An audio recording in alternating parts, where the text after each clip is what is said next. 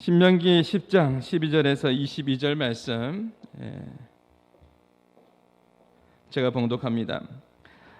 이스라엘 내 하나님 여호와께서 내게 요구하시는 것이 무엇이냐? 곧 내 하나님 여호와를 경외하여 그의 모든 도를 행하고 그를 사랑하며 마음을 다하고 뜻을 다하여 내 하나님 여호와를 섬기고 내가 오늘 내 행복을 위하여 내게 명하는 여호와의 명령과 규례를 지킬 것이 아니냐? 하늘과 모든 하늘의 하늘과 땅과 그 위의 만물은 본래 내 하나님 여호와께 속한 것이로되 여호와께서 오직 내 조상들을 기뻐하시고 그들을 사랑하사 그들의 후손인 너희를 만민 중에서 택하셨음이 오늘과 같으니라. 그러므로 너희는 마음의 할례를 행하고 다시는 목을 곧게 하지 말라. 너희의 하나님 여호와는 신 가운데 신이시며 주 가운데 주시여 크고 능하시며 두려우신 하나님이시라. 사람을 외모로 보지 아니하시며 뇌물을 받지 아니하시고 고아와 가부를 위하여 정의를 행하시며 나그네를 사랑하여 그에게 떡과 옷을 주시나니 너희는 나그네를 사랑하라. 전에 너희도 애굽 땅에서 나그네 되었음이니라. 내 하나님 여호와를 경외하여 그를 섬기며 그에게 의지하고 그의 이름으로 맹세하라. 그는 내 찬송이시요 내 하나님이시라. 내 눈으로 본 이같이 크고 두려운 일을 너희를 위하여 행하셨느니라. 22절 같이 읽습니다. 애굽에 내려간 내 조상들이 겨우 70인이었으나 이제는 내 하나님 여호와께서 너를 하늘의 별같이 많게 하셨느니라. 아멘. 시간에 우리 박원조 목사님 나오셔서 어떻게 행복한 미래를 준비할까라는 제목으로 말씀 전해주실 때 큰 은혜 받으시기 바랍니다. 말씀 듣기 전에 다시 기도합니다. 감사하신 주님, 저희를 또다시 예배의 자리에 말씀의 자리에 앉게 하심을 감사합니다. 하나님께서는 지난 오랜 세월 동안 끊임없이 저희들에게 말씀해 주셨습니다. 그러나 저희는 하나님의 말씀을 제대로 깨닫지 못하고 또 그 말씀을 따라 실천하지 못하므로 수없이 많은 아름다운 약속을 가지고 있음에도 불구하고 우리의 삶은 피폐해지고 우리의 신앙생활은 무기력해진 것을 주님 앞에 고백합니다. 오늘 저희들이 신명기 말씀을 가지고 3500년 전에 하나님께서 자기 백성의 미래에 대해서 말씀하신 것을 오늘 우리에게 주신 말씀으로 받고 생각하려고 합니다. 하나님의 자녀들에게, 하나님의 백성들에게 하나님께서는 늘 좋은 길을 예비하셨고 아름다운 미래를 꿈꾸게 하셨습니다. 그러나 하나님의 자녀들이 자녀답지 못하여서, 하나님의 백성답지 못하여서 헛된 길을 걸어가고 하나님의 복을 받기보다는 하나님의 진노를 사는 일이 많았음을 주께서 저희들에게 가르쳐 주셨습니다. 오늘 이 말씀 앞에서 우리가 하나님의 진노를 입는 자가 아니라 하나님이 예비하신 아름다운 미래를 나의 미래로 얻는 자가 되게 해 주시옵소서. 예수님의 이름으로 기도하옵나이다. 아멘. 하나님께서 오늘 우리가 읽은 신명기 말씀에서는 우리를 하나님의 백성이라고 표현하셨습니다. 요즘 개념으로 말하면 시민권을 가지고 이 땅에 살고 있는 사람입니다. 여러분, 대한민국 땅에 살고 있으면서도 시민권이 없으면 얼마나 불편한지 혹시 주변에 그런 사람들을 보십니까? 제 주변에 그런 사람이 많이 있습니다. 외국인들이 들어와서 사는 사람들이 저희 교회 안에 들어와 있기도 했고 이웃에도 있는데 불편한 게 한두 가지가 아닙니다. 얼마 전에도 어떤 선교사님이 아프가니스탄에 있다가 장기간 한국에 좀 체류를 해야 돼서 거소증을 내려고 하는데 교회 선교관을 주소로 해서 가지고 갔더니 그 주인이 사인을 해줘야 된다는 겁니다. 그러니까 그 장로님이 내준 집인데 장로님한테 자기 거소증 얻는데 막 복잡하게 또 서류를 얘기하기가 미안하니까 저한테로 연락을 한 겁니다. 저는 은퇴했지만은 제가 있을 때 파송을 했고 저하고 계속 지금도 연락하고 있는 사람이니까. 그러니까 미국 시민권자가 아프가니스탄에 들어가서 일을 하다가 이번에 아프간이 망하면서 이제 다시 주변 나라로 들어가려고 준비하는 귀한 사람이니까 제가 우리 집 주소로 하자.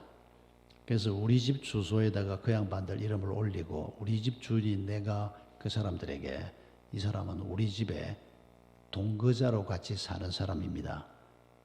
그 가져갔더니 또 뭐가 잘 못됐다고 그래서 다시 또 만들어서 가져가니까 겨우 시민권을 주는 것도 아니고 거소증 하나 내주는데 뭐 얼마나 미안해하는지 저한테 뭐 미안할 거 뭐 있습니까? 저는 가만히 앉아서 서류에 사인 하나 새로 해주고 그거밖에 없는데도 이분들은 장기간 한국에 체류를 해야 되니까 아니면 미국에 가면 편한데 미국에서 다시 또 이쪽으로 나오려고 하면 쉽지가 않으니까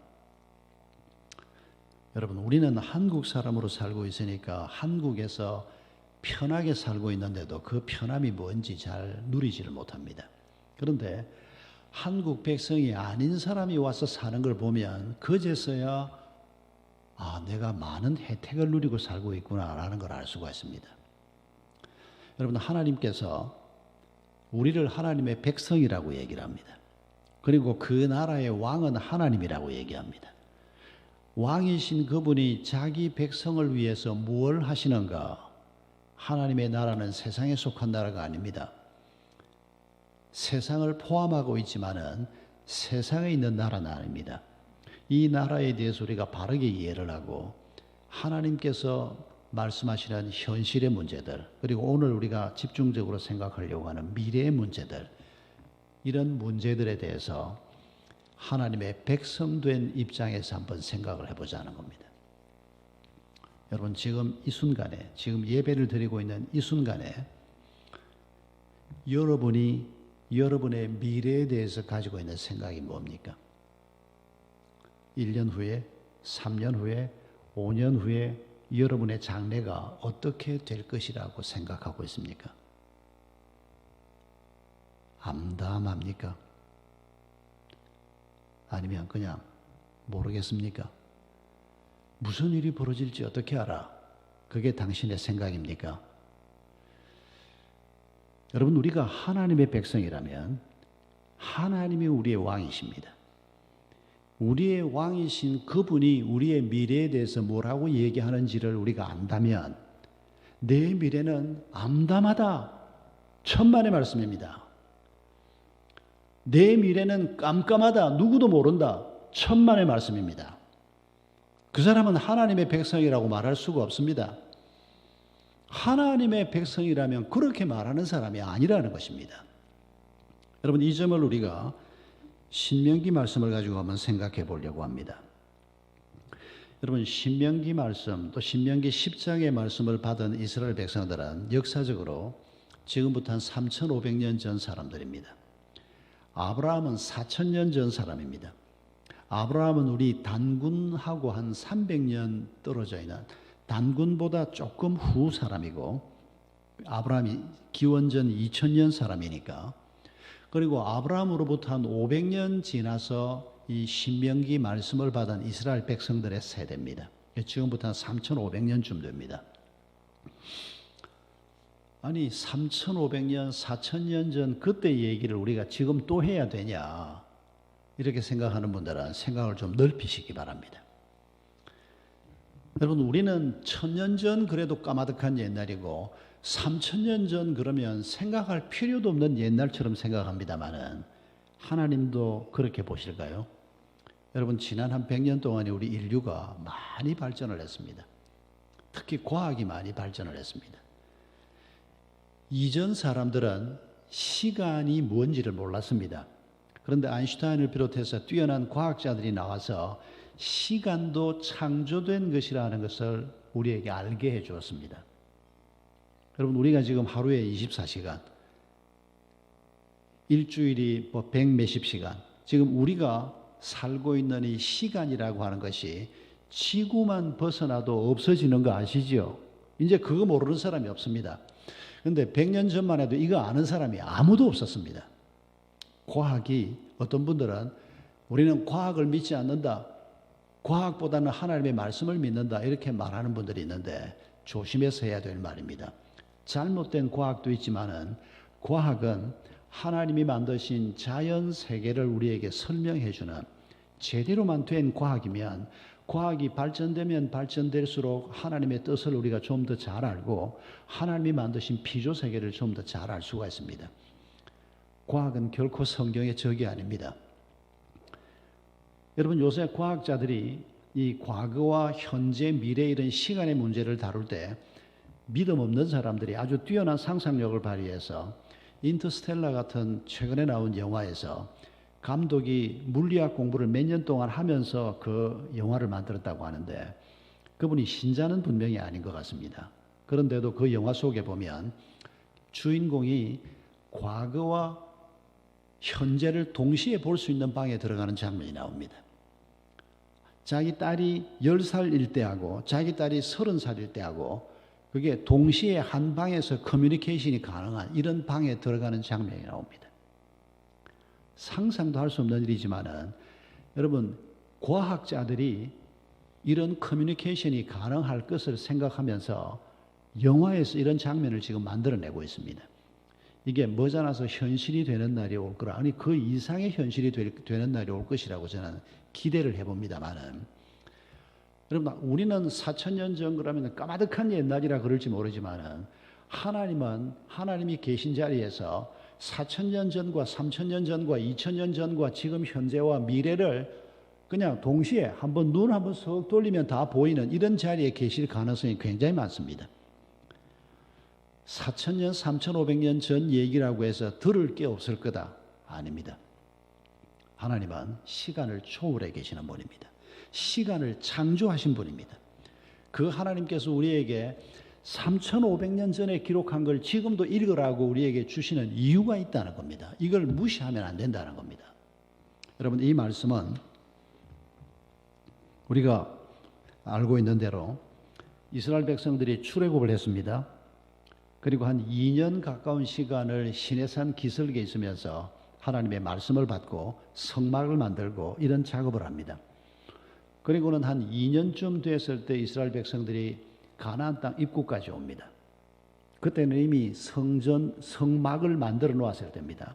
하나님과의 예배, 교제 이런 것들이 좀 더 정돈이 되고 질서 있게 됐을 때입니다.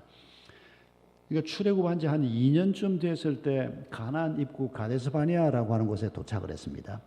거기에서 모세가 각 지파에서 한 사람씩 12명을 뽑아서 스파이를 보냅니다.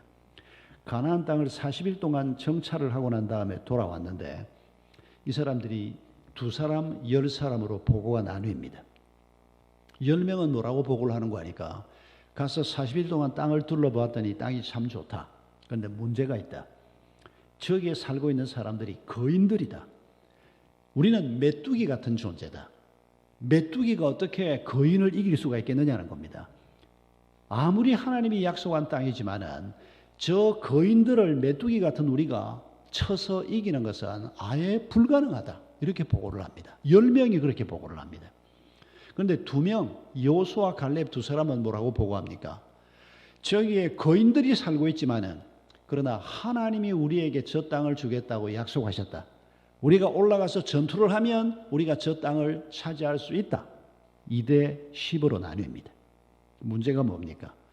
이 보고를 들은 회중들이 저 열놈 저것들 믿음 없는 저것들은 쫓아내라. 그랬으면 그날 밤 일이 아무것도 문제될 게 없습니다. 그 10명만 막 감옥에 가두든지 아니면 하나님의 진노를 받아서 어떻게 되든지 하면 되는 겁니다. 그런데 문제는 이 보고를 듣고 대부분의 회중들이 밤새도록 울면서 절망하고 통곡합니다. 하나님이 여기에 진노하셨습니다. 이 믿음 없는 것들을 데리고 어떻게 가나안 땅으로 들어갈 수가 있겠느냐. 그래서 하나님께서 이 사람들을 다시 광야길을 걷게 합니다. 그 10명의 잘못된 보고를 한 사람들은 하나님이 쳐서 일찍이 죽어버립니다. 성경에 기록되어 있습니다. 나머지 사람들 보통 우리가 계산할 때 한 200만 가깝다고 계산하는데 그 숫자는 사실은 우리가 잘 알 수가 없습니다. 아무튼 이 회중들이 다시 광야길을 걸으면서 38년을 도는 겁니다. 그리고 그 38년 동안에 가데스바네에서 울면서 불신앙했던 그 사람들 중에서 20살 이상 어른들은 전부 다 죽습니다. 2사람만 빼고. 신명기 때까지는 3사람만 빼고. 모세, 여호수아, 갈렙. 그리고 신명기 말씀을 주시고 난 다음에 가나안 들어가기 전에 모세도 죽습니다. 20살 이상의 어른들은 그 공동체가 하나님 앞에 범했던 죄에 대한 책임을 지고 전부 다 가나안 땅에서 그 광야에 다 묻힙니다. 그리고 신명기 말씀을 받은 이 사람들은 그때 20살 이하의 어린 사람들입니다. 그리고 지난 38년 동안 광야에서 새롭게 태어난 사람들입니다. 이 사람들이 그러니까 여호수아 갈렙을 빼고 나면 제일 나이 많은 사람이 이제 50대입니다. 50대가 제일 나이 많은 사람들입니다. 50대 후반쯤 된 사람들이. 그리고는 젊은 세대가 하나님의 말씀을 새롭게 받고 있습니다. 이 말씀의 핵심이 뭡니까? 하나님께서 부모 세대 때문에 38년을 광야에 그 광야에 가지 않아도 되는데 부모 세대의 죄 때문에 38년을 광야에서 헤매면서 고생을 했던 훈련받았던 이 새로운 세대에게 하나님께서 이제 미래를 약속하는 장면이 우리가 읽은 이 장면입니다. 여러분, 우리의 미래를 생각할 때 내가 지금 아무리 발로들 치고 돈을 벌어도 내가 얼마나 벌 수 있을까? 앞으로 집이라도 한 칸 살 수 있을까? 그래서 젊은 사람들이 헬조선이라는 표현을 쓰는데 이해할 수 있습니다. 그러나 여러분, 내가 만들 수 있는 미래에 대해서는 그건 잿빛이다, 깜깜하다 그렇게 말해도 과히 틀리지 않을 수도 있습니다. 요새 대선 후보로 나선 사람들이 대한민국을 이렇게 만들겠다 저렇게 만들겠다, 여러분 거기에 너무 마음 주지 마십시오. 조금만 주십시오. 대통령 선거 우리가 한두 번 해봤습니까? 대통령이 할 수 있는 일이 그렇게 많지 않습니다. 잘 뽑긴 잘 뽑아야 됩니다. 영향력 있는 사람이니까. 그러나 대통령 후보들한테 예수님한테 줄 마음을 다 주는 사람들이 있습니다. 그냥. 그럼 바보짓은 하지 마시고 그들이 할 수 있는 건 조금입니다. 우리 민족이 이만큼 살게 된 것은 정말 하나님의 은혜고 이전 세대가 수고한 덕분입니다. 우리가 이만큼 사는 게 누구 덕분입니까? 하나님께서 우리 민족을 축복하지 않았으면 2차 세계대전 이후로 우리 한국 같은 나라가 생기지 않았습니다. 원조를 받던 나라가 원조하는 나라로 딱 한 나라, 대한민국만 바뀌었습니다. 수고한 분들이 많이 있습니다. 그러나 하나님께서 은혜 베풀지 않았으면 이 일은 되는 일이 아닙니다. 우리가 오늘도 내 미래를 생각할 때 내가 만들 수 있는 미래, 내가 열심히 저축하고 피땀 흘려서 내가 만들어낼 수 있는 미래에 대해서 생각하는 게 아니고 하나님께서 내게 약속하시는 미래, 그걸 우리가 생각해 보자는 겁니다. 지금 이 신명기 말씀에서 하나님이 바로 자기 백성들에게 그 말씀을 하고 계시다는 겁니다. 첫째로 오늘 본문에서 하나님이 말씀하는 이스라엘 백성들의 미래는 하나님을 1번으로 모시고 살면 너희들의 미래는 행복해지고 밝아질 것이라고 말씀합니다. 행복을 말씀을 하시는데 조건이 있다는 겁니다. 하나님이 자기 백성들에게 끊임없이 축복을 말씀을 하십니다. 그런데 축복의 말씀을 주실 때 항상 그늘이 있습니다. 여러분, 이스라엘 백성들이 가나안 땅에 들어가자마자 했던 것 중에 하나가 뭔고 하니까 에발산과 그리심산의 6지파가 나누어 서서 한 지파는 하나님의 축복을 선포하고 한 지파는 그리심산 위에서 하나님의 저주를 선포하는 장면이 여호수아서에 기록되어 있습니다. 이거 하나님께서 하라고 미리 말씀하셨거든요. 하나님의 축복으로 땅을 얻었는데 웬 저주를 또 떠올려야 됩니까?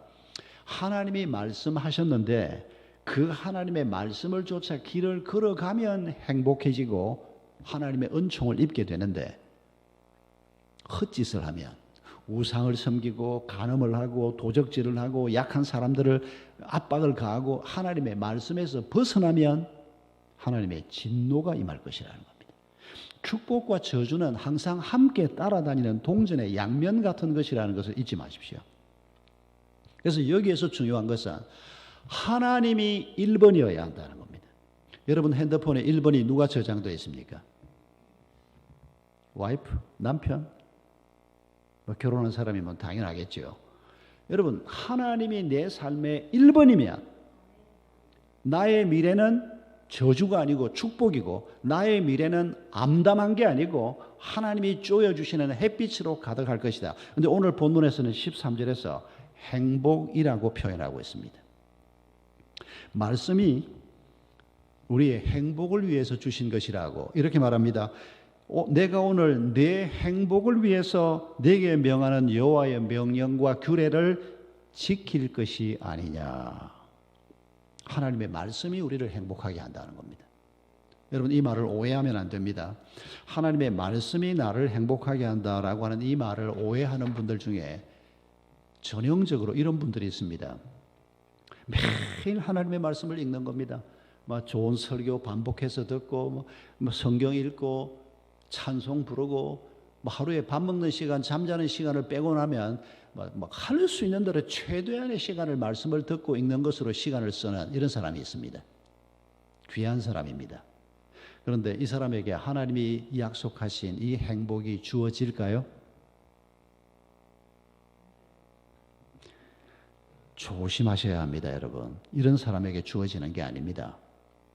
오늘 우리가 읽었지 않습니까? 내 행복을 위해서 하나님이 말씀하시는데 이 말씀에 대해서 어떻게 하는 사람? 지킬 것이 아니냐. 실천하는 사람.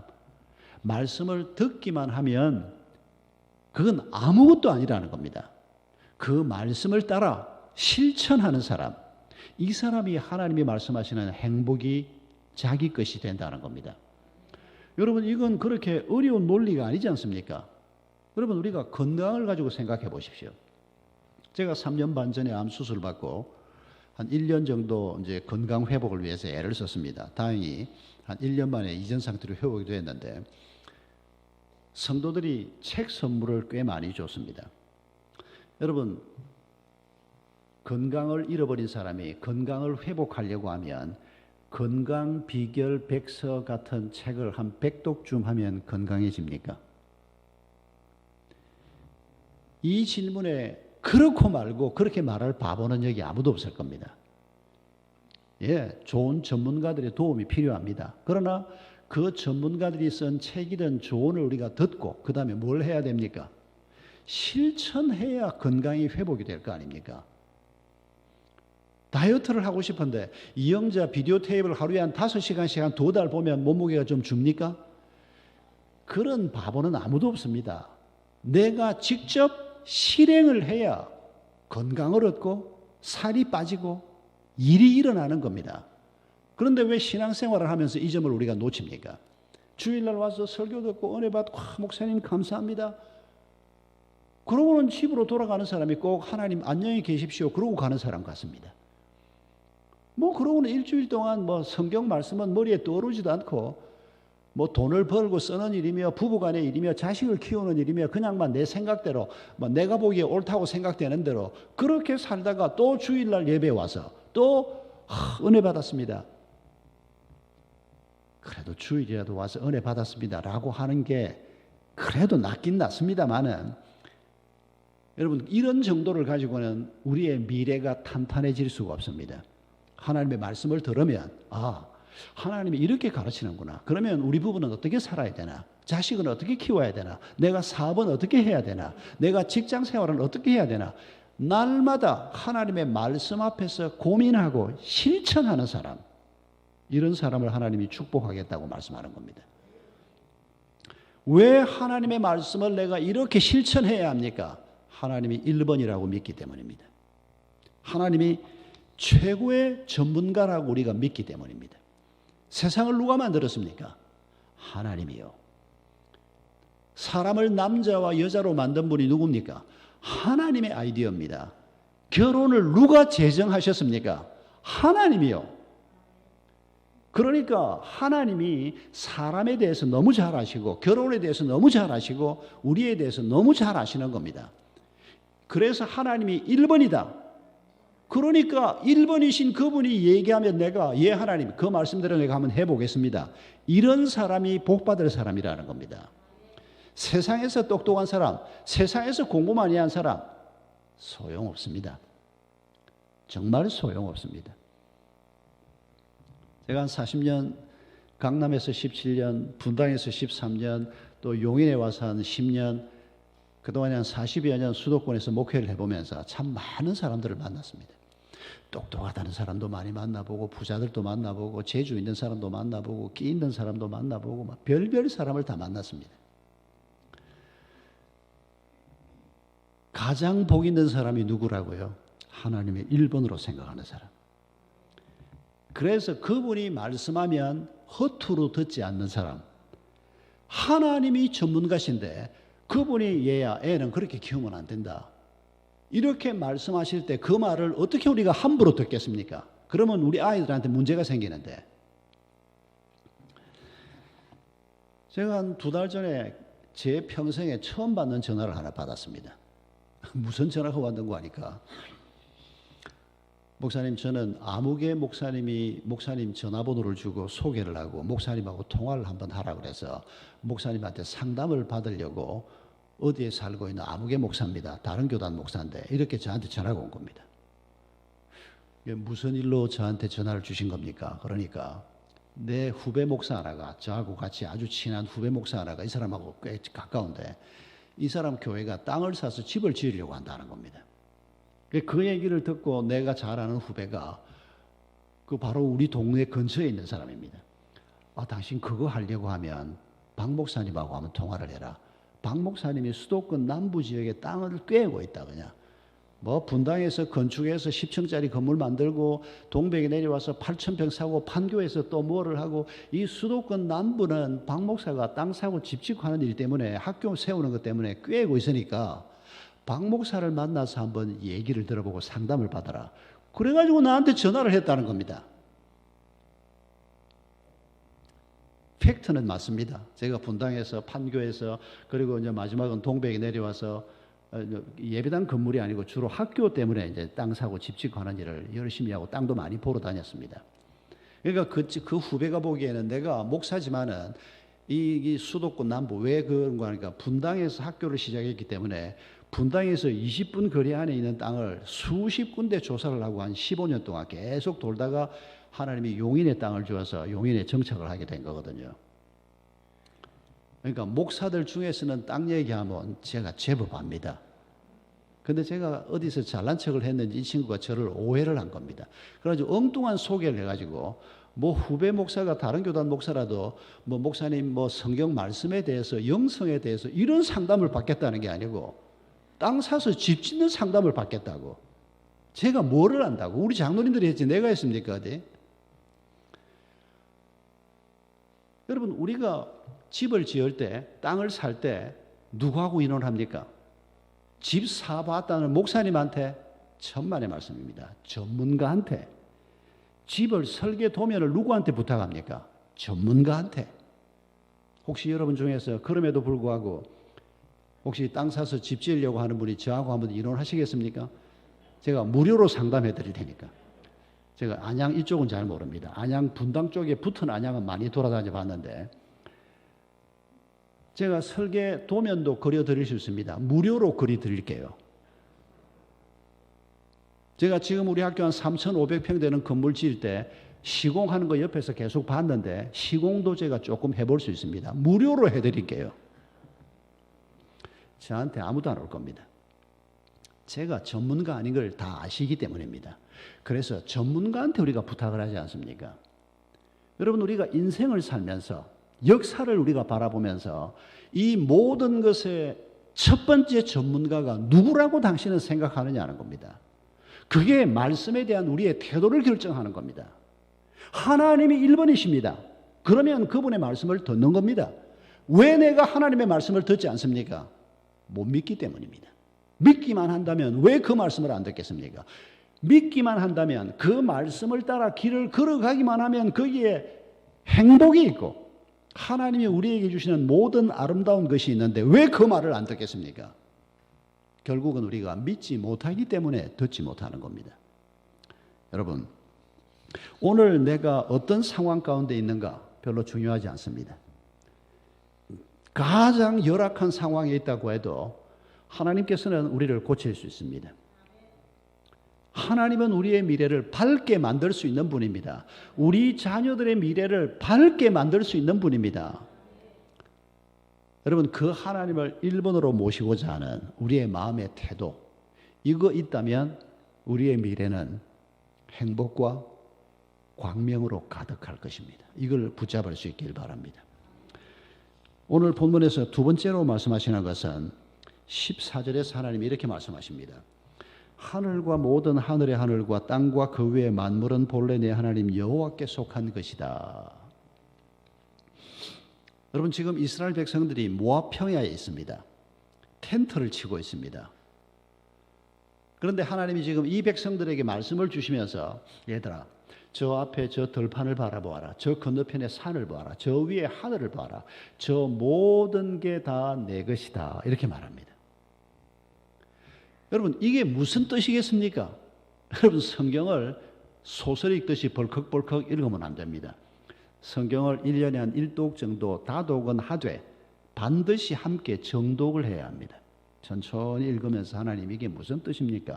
3,500년 전에 이스라엘 백성들에게 이렇게 말씀하셨을 때 이게 무슨 뜻입니까? 하나님, 나를 도와주시옵소서. 성령이 나를 깨닫게 해주옵소서. 이런 마음으로 우리가 성경을 읽으면 기가 막힌 엄청난 보물과 같은 이런 말씀들이 성경에 가득합니다.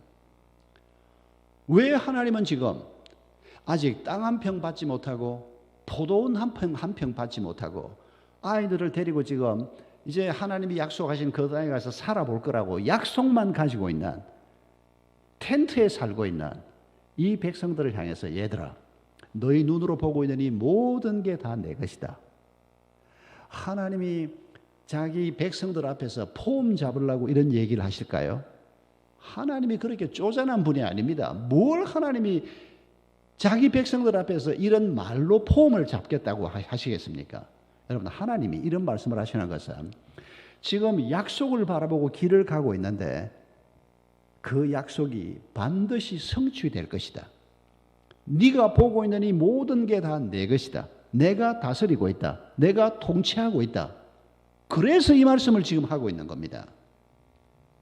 신약에 오면 하나님이 가끔 우리가 잊을 수 없도록 말씀하시는 게 뭡니까? 저 공중에 나는 새를 봐라. 새를 보면 그 새를 누가 먹이냐? 내가 먹인다. 그 새가 농사 짓냐? 그 새가 길쌈을 매냐? 그런데도 내가 저 새를 먹인다. 너는 누구냐? 내 자식 아니냐? 하물며 내가 너희를 먹이지 않겠느냐? 여러분, 하늘을 나는 새를 보라 그래 놓고는 하나님께서 새를 쳐다보는 우리에게 저 새를 다스리는 게 누구냐? 모든 것을 다스리는 존재가 누구냐? 나 아니냐? 내가 너희를 책임진다. 그 얘기를 신약에서 얼마나 실감나게 말씀하시는지 한번 떠올려 보십시오. 그런데 문제가 뭡니까? 오늘 우리든 3,500년 전 이스라엘 백성이건 내 손에 나는 무언가 쥔 게 없으면 하나님이 아무리 많이 가지고 있다 해도 나는 마음이 슬픕니다. 내 이름으로 된 땅이 한 평 없으면 하나님이 아무리 모든 걸, 내 아버지가 아무리 많은 걸 가지고 있다고 말씀을 해도 나는 마음이 답답합니다. 여러분, 이게 우리의 문제라는 겁니다. 여러분, 하나님이 우리에게 누구라고요? 아빠시라고 말씀하십니다. 여러분, 아빠란 말은 참 아름다운 말입니다.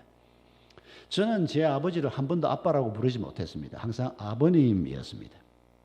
그런데 우리 아이들 셋은 한 번도 아빠라고 부르라고 말한 적이 없는데 그냥 아빠라고 어릴 때부터 부르기 시작하더라고요. 지금 이제 나이가 결혼하고 이제 지도 자식이 있고 나이가 많아졌는데 지금도 아빠라고 부르지 다른 이름이 없습니다. 여러분, 그 아빠라는 단어 속에 담겨져 있는 표현, 친밀함, 그냥 아버지하고는 다른, 하물며 아바마마하고는 엄청나게 다른 그 아빠라는 단어 속에 담겨있는 그 마음의 표현을 우리가 느낄 수 있지 않습니까? 근데 하나님이 우리에게 나를 너희가 아빠라고 불러라, 아바 아버지라고 불러라. 그 아바 아버지가 정확하게 우리말로 아빠입니다. 아람어 아바 아버지가. 여러분, 하나님이 우리의 아빠십니다. 여러분의 아빠가 부자면 그게 나하고 무슨 상관이야? 이럴 겁니까? 뭐 그러든지 그러면. 우리 엄마가 부자면 내가 기뻐합니다. 왜요? 엄마께 내 거고 아빠께 내 거기 때문에. 그게 부모 자식 관계 아닙니까? 법적인 얘기를 하는 게 아니고 심정적인 얘기를 하는 겁니다. 하나님이 모든 걸 다 가지고 있습니다. 우리가 그 말을 들을 때 그걸 어쩌라고 그래? 나는 아무것도 없는데, 이런 자식이 되지 말라는 겁니다. 나는 가진 게 없어도, 내 이름으로 된 건 없어도 내 아빠 되신 하나님이 모든 걸 가지고 계시고, 하나님이 때를 따라 그걸 우리에게 나누어 주실 것이고, 우리에게 주신 만큼 가지고 감사하며, 범사에 감사하며 우리가 살라 하시고, 자족하는 법을 배우게 하시고, 하나님이 모든 걸 가졌다 그럴 때 우리도 아멘, 하나님 감사합니다. 모든 것을 가지신 하나님께서 그 약속을 마침내 이루실 것을 내가 바라보고 이 길을 갑니다. 여러분, 이게 지금 신명기 백성들에게 하나님께서 요청하고 있는 관계인 것입니다. 제가 코로나 오고 2년 동안 텔레비전을 많이 보게 됐습니다. 지난 2년 동안 텔레비전 본 시간이 제가 68년 동안 본 텔레비전 시간보다 훨씬 많아졌습니다. 뭐 코로나가 오니까 뭐 제가 하나님 앞에 이제 1년을 쉬고 건강이 회복이 되고 하나님 주님이 시키시는 일이 있으면 이제 좀 해보겠습니다. 그런데 2019년 1년을 쉬고 난 다음에 연말에 하나님이 중국 사역으로 저를 부르셨습니다. 제가 한 30년 동안 중국에 신학교 세우는 일을 선교사를 파송하고 도왔는데 한국에 캠퍼스를 만들기로 했습니다. 그 캠퍼스를 저를 보고 원장을 맡으라. 제 안에도 그런 일 같으면 우리가 한번 해보자. 그래서 이제 중국에 있는 문도신학교 한국 캠퍼스 글로벌 문도하우스 원장을 맡았는데, 중국에서 돈을 보내와서 이제 캠퍼스 하나 잘 만들었는데 이게 코로나 기간하고 딱 겹치는 겁니다. 2019년 1월 달에 코로나가 터졌습니다. 우리 한국에. 중국에서부터 시작이 되고 1월 달에 우리한테도 생기기 시작했습니다. 그런데 3월 달에 건물 계약을 했습니다.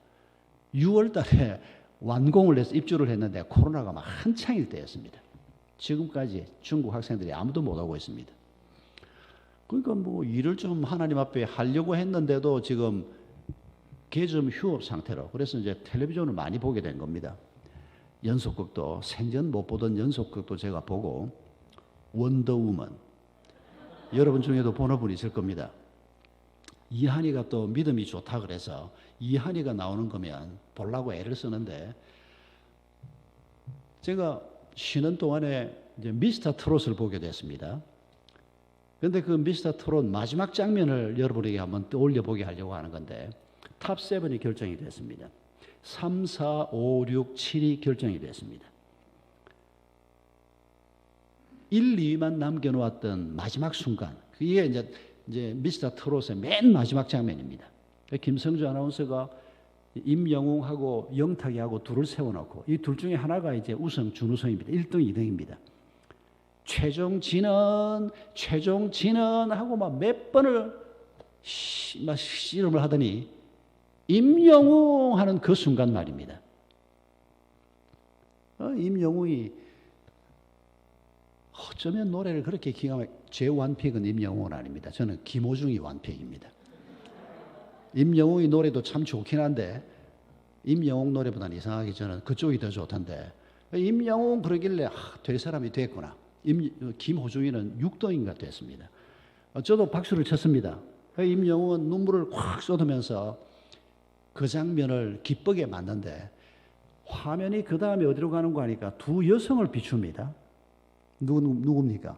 임영웅의 어머니하고 임영웅의 외할머니 두 분에게 비추는데, 이 두 사람이 임영웅 하는 그 순간에만 눈물을 쏟는데 임영웅보다 훨씬 더 많이 울은 겁니다.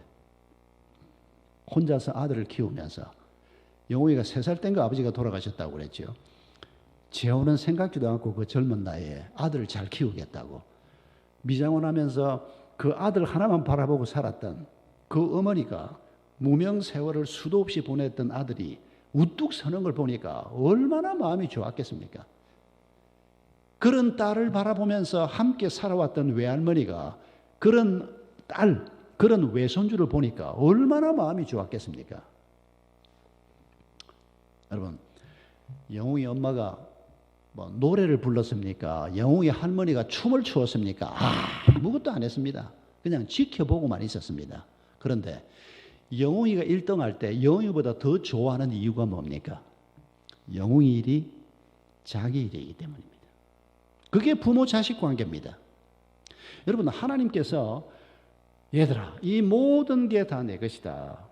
여러분, 이렇게 말할 때 그 하나님의 마음을 우리가 좀 파악을 할 수 있어야 한다는 겁니다. 나는 내가 가진 것 없다고 왜 하나님 나한테는 집도 한 칸 안 주시고, 이렇게 생각하지 말라는 겁니다. 필요하면 하나님이 우리에게 공급하실 겁니다.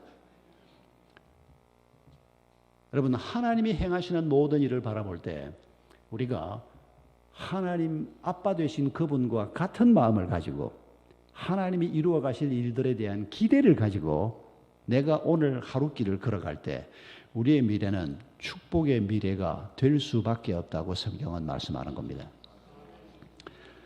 오늘 본문에서 우리가 한 가지만 더 생각하십시다. 오늘 본문에서 하나님께서 하나님의 마음을 품고 사는 자가 행복할 것이라고 말하는데, 오늘 본문에서 구체적으로 뭘 말씀하시는 거 하니까 17절 이하에 보면 구약의 전형적인 약자인 고아, 과부, 나그네를 잘 섬기라 하는 말씀을 하십니다. 연약한 사람, 가난한 사람, 고통받는 사람, 압제받는 사람, 이런 사람들을 너희가 저 땅에 들어가면 잘 섬겨라. 그러면 내가 너희를 축복하겠다. 하나님이 누구에게 진노하신다고요?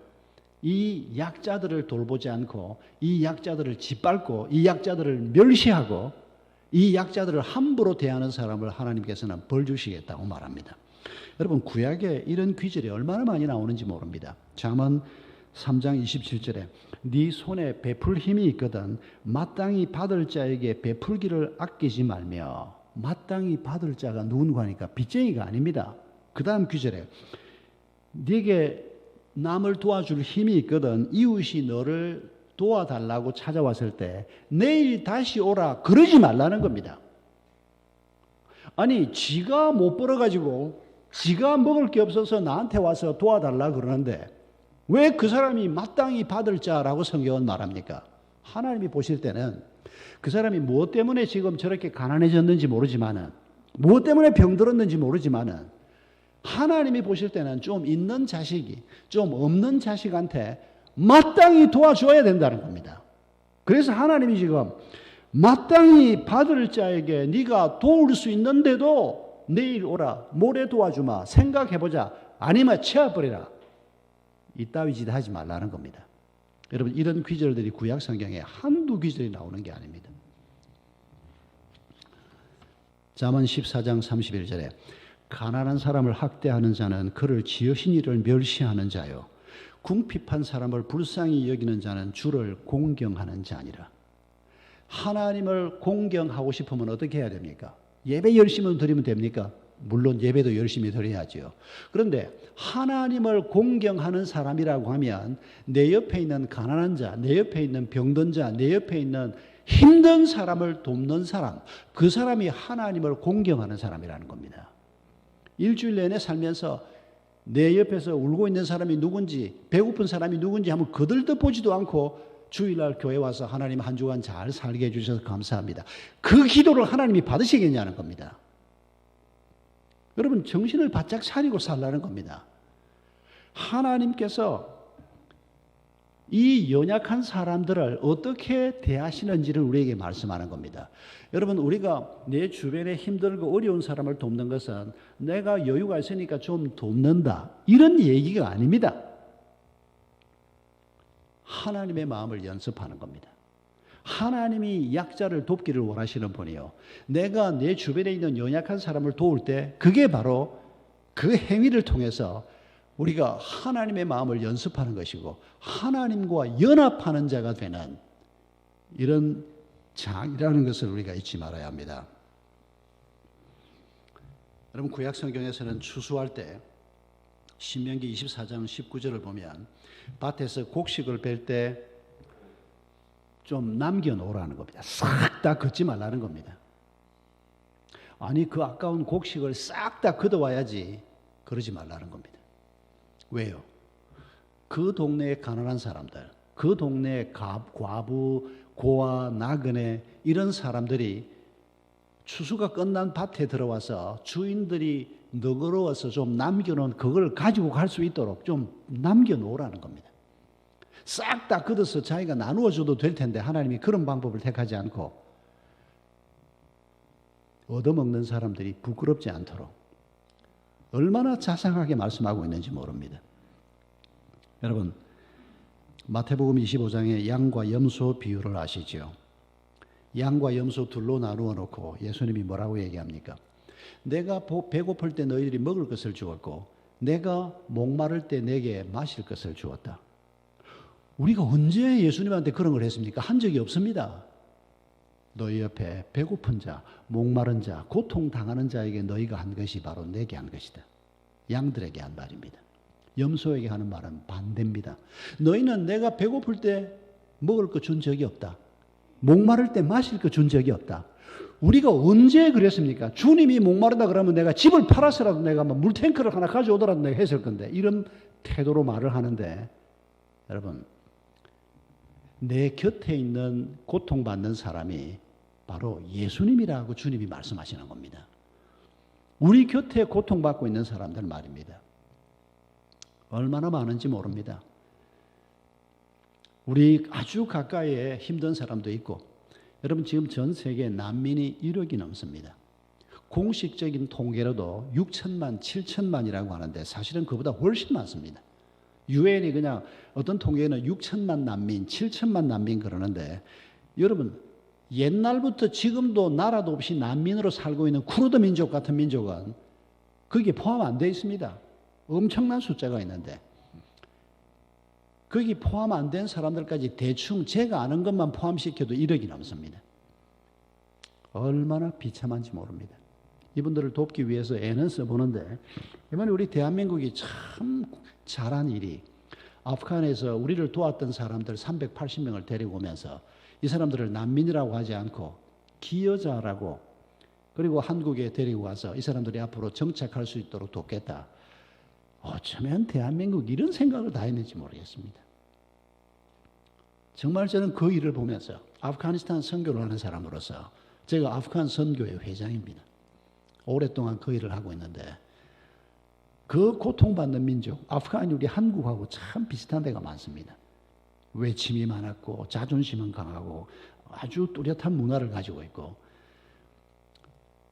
이 사람들이 한국에 대해서 이제는 예전하고 자세가 벌써 달라지고 있습니다. 어떻게 대한민국이 우리 백성을 이렇게 대할 수가 있느냐. 전 세계에서 유일합니다. 누가 이런 아이디어를 냈는지 그리고 그 위험한 일을 우리 그 공무원들이며 군인들이며 원스타가 직접 현장 책임자로 나갔는데 그것도 참 잘한 일이었습니다. 스타가 나가니까 미군들 협조가 굉장히 원활했다고 그러죠. 아무튼 하나님의 은혜로 우리가 이런 일을 할 수 있었던 게 참 감사한데 여러분 아프간이 지난 8월 15일 날 나라가 망하고 난 다음에 그 안에 그리스도인들이 많이 지금 빠져나오려고 애를 쓰고 있습니다. 미국이 지금도 사실은 애를 쓰고 있습니다. 사흘 전에 60명의 그리스도인들이 포함된 300명 정도 그룹이 카불 북쪽의 한 도시에서 지난 몇 달 동안 기다리고 있었습니다.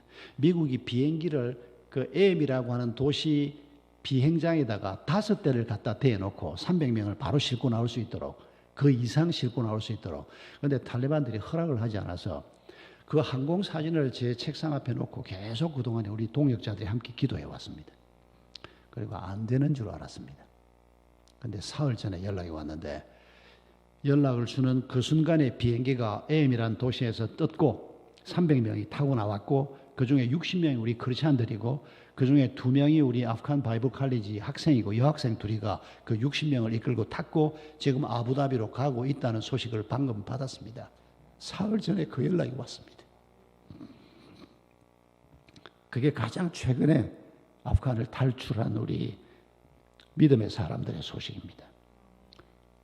여러분 오늘도 고통받고 있는 사람들이 우리 주변에 너무 많습니다.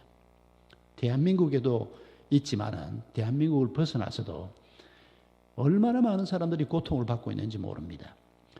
날 보고 어쩌라고 내가 재벌 기업도 아니고 여러분 하나님의 마음으로 그들을 위해서 기도하고 우리가 헌금할 수 있는 건 그렇게 많지 않을 겁니다. 뭐 우리가 뭐 죽기 살기로 헌금을 해도 뭐 한 달에 뭐 먹고 살기 힘든 사람들이 뭐 100만 원을 하겠습니까? 50만 원을 하겠습니까? 저도 그렇게 못 합니다. 저도 제 수입을 쪼개서 지금 한 달에 한 70만 원 정도의 선교헌금을 여기저기 보내고 있는데 뭐 그게 뭐 무슨 큰 도움이 되겠습니까? 그럼에도 불구하고 내가 이제는 뭐 말씀 전하러 가는 것도 아니고 내가 요거라도 해야 되겠다 싶어서 애는 쓰고 있지만은 돈 문제가 아닙니다. 우리의 마음이 하나님의 마음을 가지고 그들을 위해서 기도하고 하나님의 마음을 가지고 내 주변에 연약한 사람들, 고통받는 사람들을 품는 사람이 되는 이게 하나님께서 우리의 미래에 대한 약속입니다. 우리가 이런 태도를 가지고 살면 우리의 미래는 하나님께서 책임지겠다는 겁니다. 여러분, 하나님은 이렇게 말씀하시는데 우리는 우리 아이들을 키우면서 저도 그랬습니다마는 막 인류대학을 가야 애들이 잘 될 것 같고 꽝입니다. 전부. 저희 아이들 인류대학 갔습니다. 전 세계에서 손꼽는 대학에 갔습니다.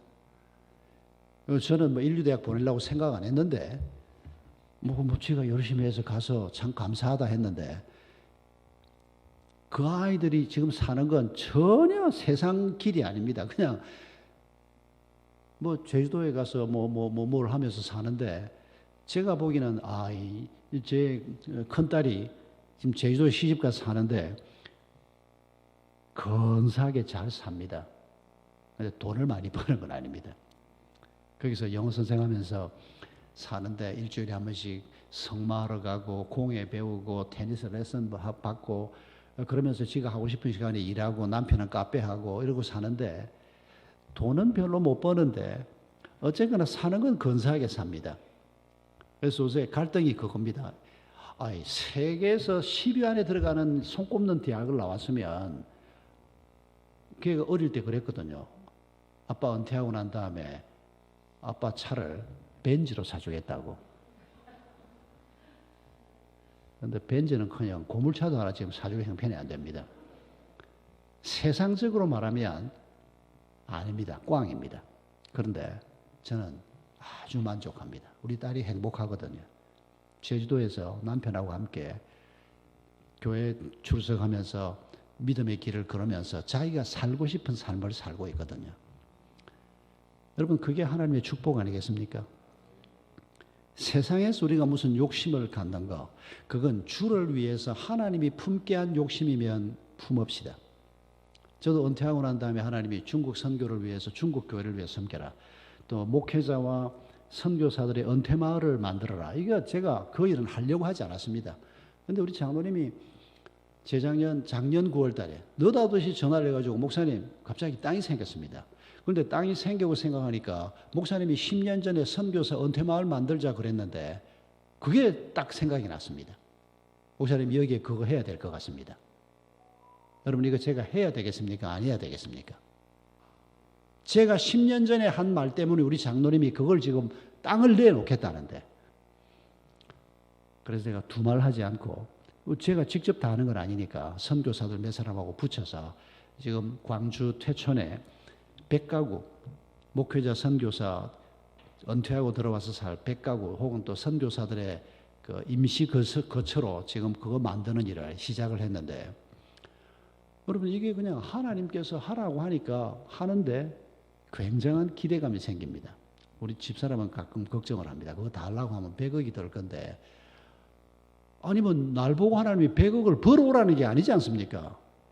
땅 주셨으니까 그것도 굉장히 비싼 땅인데 나머지 돈은 하나님이 주시는 만큼 하면 되는 거고, 뭐 그냥 즐겁게 기대하는 마음 가지고 한번 해보자. 그냥 하나님이 어디까지 하실지 모르지만은 일단 하나님이 명하신 거니까 이런 마음을 가지고 지금 그 땅을 생각하면 마음이 기쁩니다. 내 이름으로 받은 땅도 아니고 내 집을 지을 것도 아니지만은 하나님의 뜻이 그렇게 이루어져서 목회자와 선교사들 중에서 거기에서 공동체를 이루어서 살게 될, 그걸 그냥 생각만 해도 기쁩니다. 안 이루어져도 저는 괜찮다고 생각합니다. 하나님께서 돈 안 주시면 못하는 거지요. 그러나 하나님께서 명하시니 한 걸음만 떼도 감사하고 두 걸음만 가도 마음에 기쁨이 있고, 그래서 되는 만큼 하려고 하는데 우리는 결과물을 가지고 얘기를 합니다.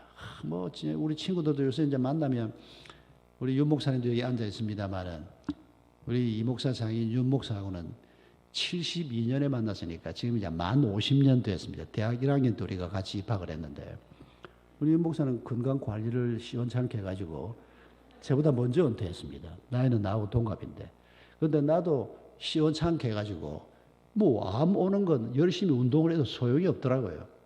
그런데 저는 다행히 한 1년 만에 빨리 회복이 됐습니다. 그래서 이렇게 멀쩡하게 서 있는데, 우리의 내일을 알 수가 없습니다. 그러나 여러분, 확실한 것은 나이가 몇 살이든지 간에 하나님이 인도하는 길을 걸어가면 내가 얼마나 가지고 있느냐 그거 신경 쓰지 말고, 하나님이 날 위해서 뭘 얼마나 해주었냐 이거 너무 많이 생각하지 말고, 내가 가진 게 많지 않아도 하나님의 말씀하신 연약한 자들을 돕는 일을 위해서 내가 나서는, 그럴 때 하나님의 마음이 내 마음이 되기 때문에 여기에 참 기쁨과 행복이 있는 이 길을 우리 모두가 함께 걸어갈 수 있기를 바랍니다.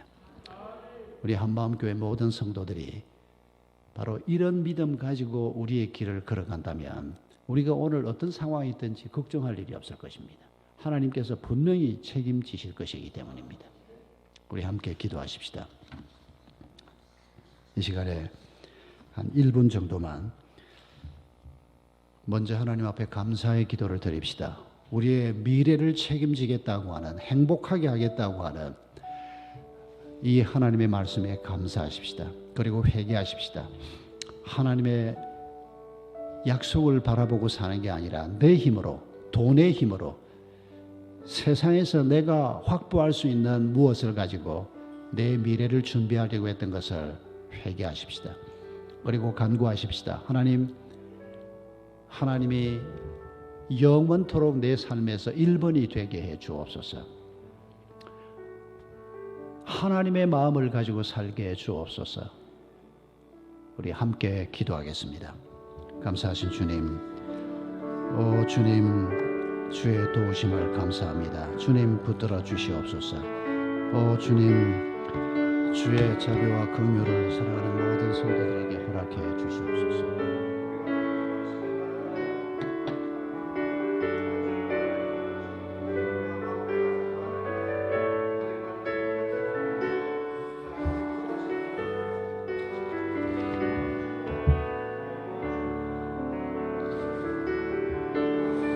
우리 하나님 말씀에 순종하며 이 찬양으로 고백하며 나갑니다. 하나님 말씀 가운데 실천하겠습니다. 순종하겠습니다. 주의 뜻 가운데에 살아가겠습니다. 우리 가사를 기억하시면서 말씀을 기억하며 우리 찬양으로 하나님께 나아갑니다. 주님 말씀하시면, 주님 말씀하시면 내가 나아가리다. 주님 뜻이 아니면 내가 멈춰서리다. 나의 가고 서는 것 주님 뜻에 있으니, 오 주님 나를 이끄소. 주님 말씀하시면, 주님 말씀하시면 내가 나가리다. 주님 뜻이 아니면 내가 멈춰서리다. 나의 가고 서는 것 주님 뜻에 있으니, 오 주님 나를 이끄소서. 뜻하신 그곳에, 뜻하신 그곳에 나 있기 원합니다. 이끄시는 대로 순종하며 살리니, 연약한 내 영혼 통하여 일하소서. 주님 나라와 그 뜻을 뜻하신 그곳에 나 있기 원합니다. 뜻하신 그곳에 나 있기 원합니다. 이끄시는 대로 순종하며 살리니 연약한 내 영혼 통하여 일하소서. 주님 나라와 그 뜻을 위하여. 오 주님 나를 이끄소서. 오 주님 나를 이끄소서. 박은종 목사님 축도해 주시겠습니다.